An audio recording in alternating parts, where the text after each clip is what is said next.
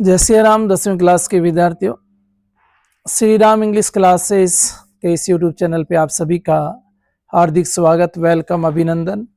उम्मीद करता हूं जहां भी हो स्वस्थ हो, मस्त हो और शानदार आप लोगों का दिन चल रहा होगा। अपने ग्रामर को कंप्लीट करने के बाद कंपोजिशन से लेटर पढ़ना शुरू किया था। हिस्टोरिकल टूर पे जाने के लिए पापा से परमिशन भी लेनी थी और पैसे भी लेने थे। उसके लिए एक लेटर हम पहले लिख चुके हैं। आज दूसरा क्वेश्चन है आपके सामने। क्वेश्चन क्या है और कौन से ऐसे पॉइंट है जिनको आपको टच करते हुए आगे बढ़ना है, यानी इस पत्र को लिखना है। चलो चर्चा करते हैं और इस क्वेश्चन को पढ़ते हैं। Imagine that you are Ramesh Kumar. कल्पना करो कि आपका नाम क्या है? रमेश कुमार। आप कौन है इस लेटर के अकॉर्डिंग? आप रमेश कुमार हैं। एक बात। दूसरा, फ्रॉम भरतपुर। कहां के रहने वाले हैं आप? भरतपुर से रहने वाले हैं। Write a letter. एक पत्र लिखिएगा टू यूर सिस्टर। किसको लिखने जा रहे हो? सिस्टर को लिखने जा रहे हैं। पहले वाला किसको था? पापा को। अब किसको लिखना है? सिस्टर को। अबाउट किसके बारे में? द एनुअल फंक्शन के बारे में लिखना है। Of your school. आपके विद्यालय में। हेल्ड रखा गया। लास्ट वीक पिछले सप्ताह है। पिछले सप्ताह आपके विद्यालय में एनुअल फंक्शन था और उस एनुअल फंक्शन की गतिविधियों के बारे में आपको अपनी सिस्टर को अवगत करवाना है। कौन है आप according to letter? Ramesh Kumar है। कौन से पॉइंट्स ऐसे बनते हैं जिनको आपको टच करना है? You may touch upon the following points. इन बातों को इस लेटर में आपको लिखना है। कौन सा? Preparation for the annual exam, annual function. Annual function की तैयारी कैसे रही, कितने दिनों की थी, आपने किस प्रकार से तैयारी की, ये बातें इस लेटर में आपको करनी है। The events and culture activities. उन सांस्कृतिक गतिविधियों के बारे में भी आपको इसमें बताना है कि कौन सी गतिविधियां हुई, किस किसने क्या क्या कार्यक्रम में भाग लिया, उनके बारे में वर्णन करना है। The annual function was a great success. और एनुअल फंक्शन की सफलता के बारे में भी आपको इसमें चर्चा करनी है। The chief guest who gave away the prize. Chief guest कौन थे और उन्होंने किसको क्या क्या प्राइज दिया या उन्होंने जो पुरस्कार बांटे उसके बारे में भी चर्चा करनी है। What part did you take. आपने इस कार्यक्रम के अंदर कौन सा पार्ट निभाया, अर्थात किसमें भाग लिया, आपकी तरफ से कौन से कार्यक्रम के अंदर भाग लिया गया, वो भी अपने सिस्टर को अवगत करवाना है। तो ये सारी बातें इस लेटर में आनी चाहिए। आपको क्वेश्चन जो मिलेगा बोर्ड के एग्जाम में ठीक वो ऐसा ही मिलेगा। उसमें ये पॉइंट दिया होगा, you may touch upon the following points, और उसके नीचे 4 से 5, 3, 2 जो भी पॉइंट दिए हैं वो बातें आपको लेटर में लिखनी बहुत जरूरी है। तो लिखना शुरू करें फटाफट। इसका स्क्रीनशॉट लेके आप क्वेश्चन ले सकते हैं और फिर देखो हम कैसे लिखेंगे, ताकि बाद में क्वेश्चन जरूरी है। अब कुछ विद्यार्थी क्या करते हैं, आंसर लिख लेते हैं। मैं एक बार पुनः उन विद्यार्थियों को सजेस्ट करूंगा कि आपके लिए आंसर से कहीं ज्यादा क्वेश्चन आवश्यक है। क्वेश्चन समझ आ रहा है तो आंसर आ जाएगा, क्वेश्चन ही समझ नहीं आया तो फिर आंसर नहीं आएगा।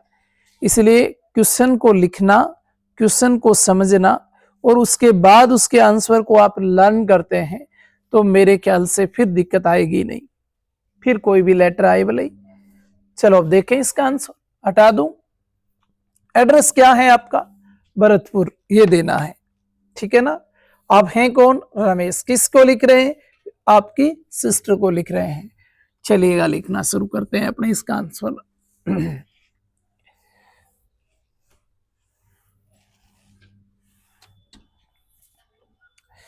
तो कोई भी सिर्फ भरतपुर दिया है तो मैं लिख देता हूं, कोई भी एड्रेस लिख देते हैं अपने। रामनगर,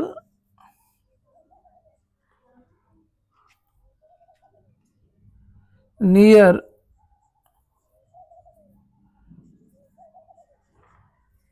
मेन बस स्टैंड और भरतपुर। अपना एड्रेस आ गया। अब आप इसके बाद, मैंने कल भी आपको बताया था, जिस दिन आप लेटर लिख रहे हैं, अगर डेट क्वेश्चन में ना दी हो, ये पॉइंट्स जो हैं उसमें अगर डेट के बारे में कुछ चर्चा ना की हो, तो फिर आप जिस दिन लेटर लिख रहे हैं उस दिन की दिनांक लिख देंगे। तो जैसे आज 22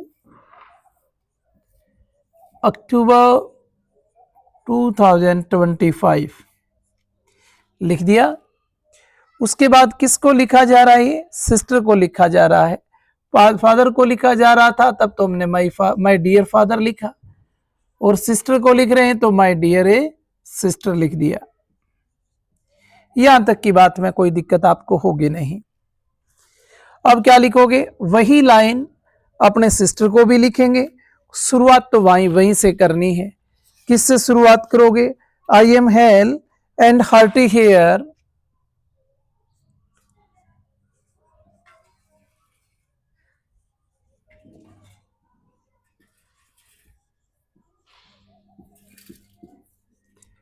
I am hale and hearty here, and hope the same for you.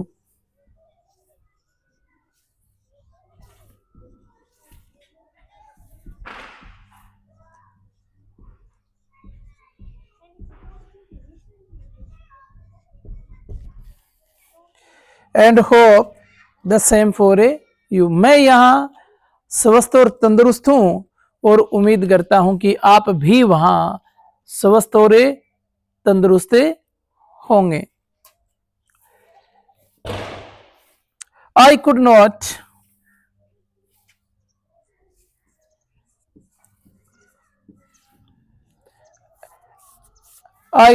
Right to you.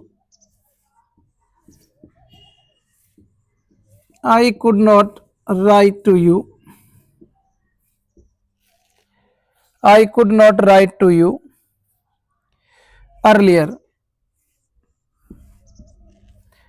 यानी आप कहना चाह रहे हैं कि मैं आपको इससे पहले नहीं लिख पाया। We were busy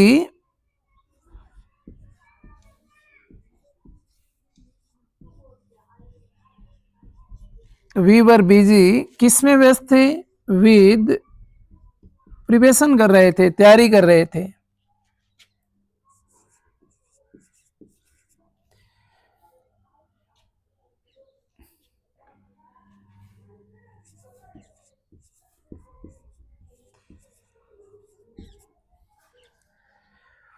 for the school annual function, किसकी तैयारी कर रहे थे? For the school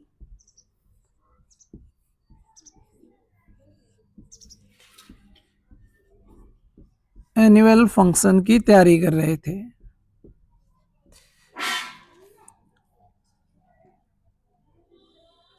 the student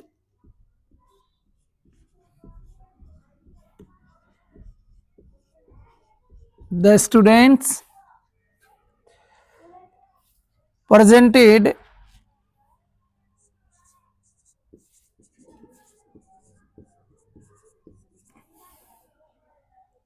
many culture programs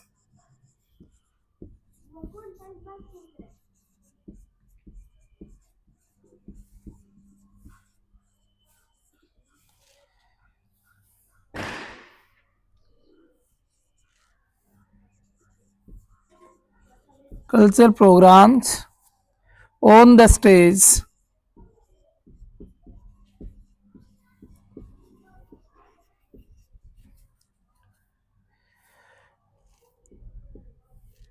अब लिख रहे हो आप आई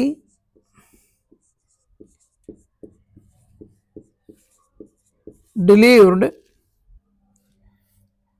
a speech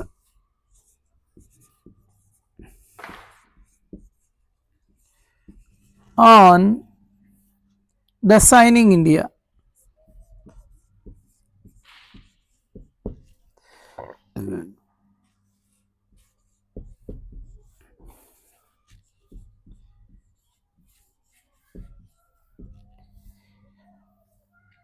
We celebrated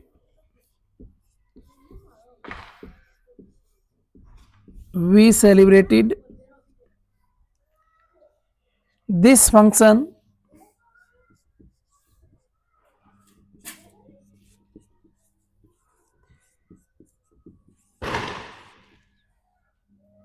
with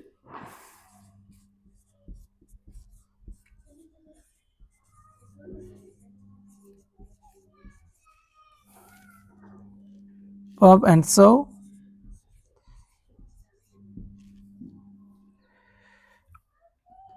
The collector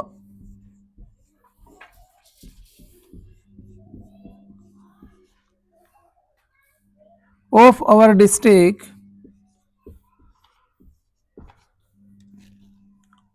ये हटा देता हूं एक बार और पूरा लिखने के बाद आपको समझाऊंगा, एक एक लाइन को समझाते हुए अपने आगे बढ़ेंगे। The collector of our district was the chief guest of the function.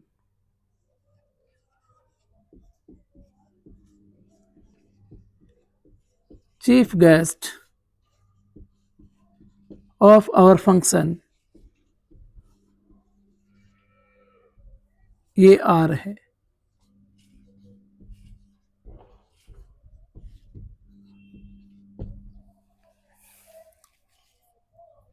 He gave away the prize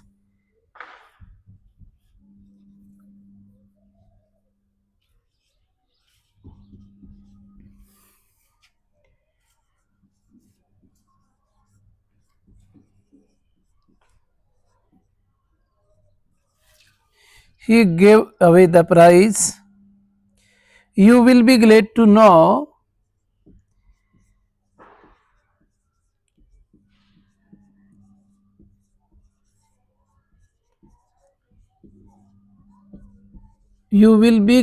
know that I have won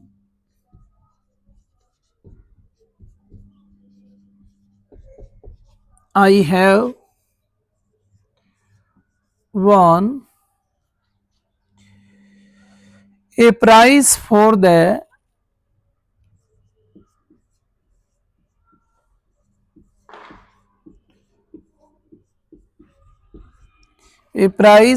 the best orator.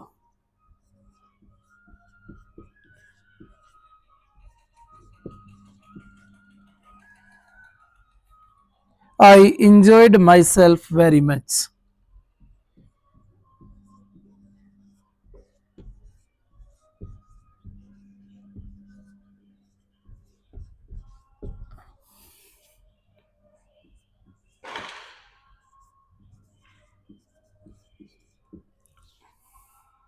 With regards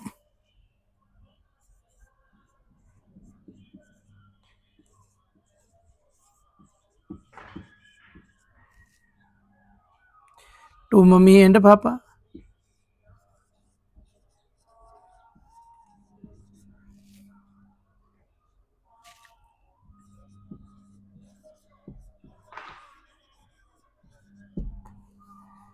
yours affectionately,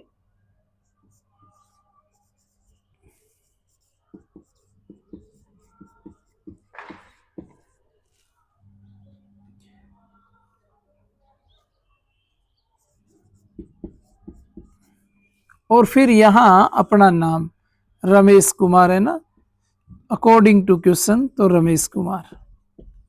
अब इस क्वेश्चन को अपने जो क्वेश्चन था उसमें आए points जो थे उनको हमने कहाँ कहाँ शामिल किया, इस बात को अपने समझ लेते हैं।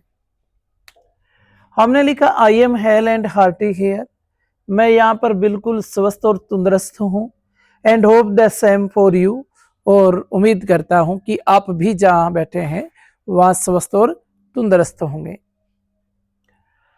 आई could not write to you earlier, मैं आपको पहले नहीं लिख पाया। वी वर बिजी, क्योंकि हम व्यस्त थे।